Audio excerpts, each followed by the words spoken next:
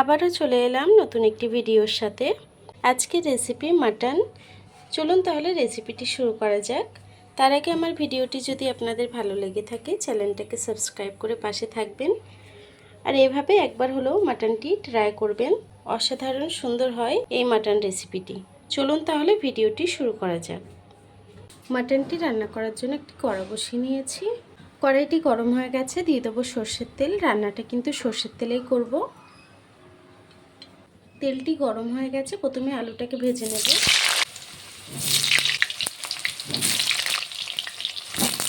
দেবো সামান্য একটু হলুদ গুঁড়ো, দিয়ে আলুটাকে ভেজে নেব।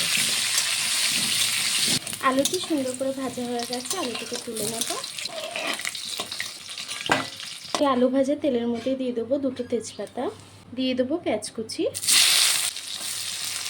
পেঁয়াজটাকে দিয়ে একটু ভেজে নেব। পেঁয়াজটাকে আমি একটু ভেজে নিয়েছি, এখন মাটনটাকে দিয়ে দেব। মাটনটা দিয়ে দেব। আমি 1 কেজি 750 মাটন নিয়েছি, পুরোটাই দিয়ে দেব। মাটনটাকে দিয়ে সুন্দর করে রান্না করে নেব।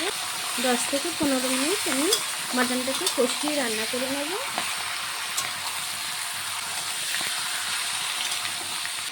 মাটনটাকে আমি 10 থেকে 15 মিনিট মতো রান্না করে নিয়েছি। এখন মশলাটাকে দিয়ে দেব। দিয়ে দেবো 1.5 চা চামচ হলুদ গুঁড়ো, দেবো স্বাদ মতো নুন, দেব কিছুটা কাঁচা লঙ্কা বাটা, দেব 2 চামচের মতো রসুন বাটা, দিয়ে দেবো কিছুটা আদা বাটা, দেব গোলমরিচ আর জিরে বাটা। আমি সব মশলা শিলবাটায় বেটে নিয়েছি। সব মশলার সাথে মাটনটাকে কষিয়ে রান্না করে নেব।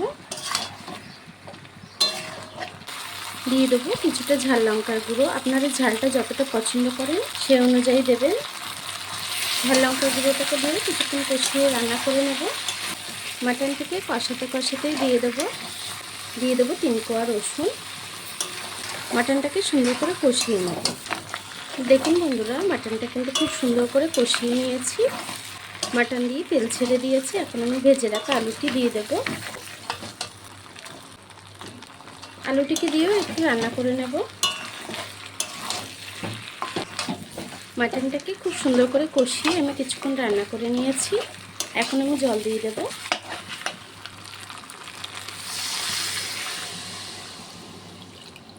জলটাকে দিয়ে সুন্দর করে একটু নেড়ে চেড়ে দেবো তরকারিটিকে।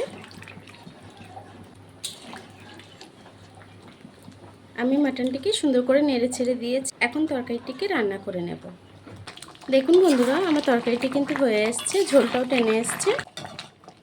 শিলবাটায় গরম মশলা বেটে নিয়েছি, দিয়ে দেব। গরম মশলাটাকে দিয়েও একটু নেড়ে ছেড়ে আমি আরও 1-2 মিনিট রান্না করে নেব। দেখুন বন্ধুরা, আমি আরও কিছুক্ষণ রান্না করে নিয়েছি। এখন গ্যাসটাকে বন্ধ করে দেব। এখন তরকারিটিকে নামিয়ে নেব।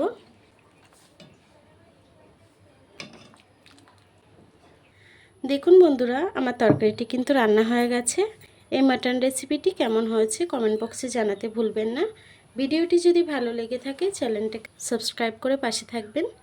আর এতক্ষণ ধরে আমার ভিডিওটি দেখার জন্য আপনাদেরকে অসংখ্য ধন্যবাদ।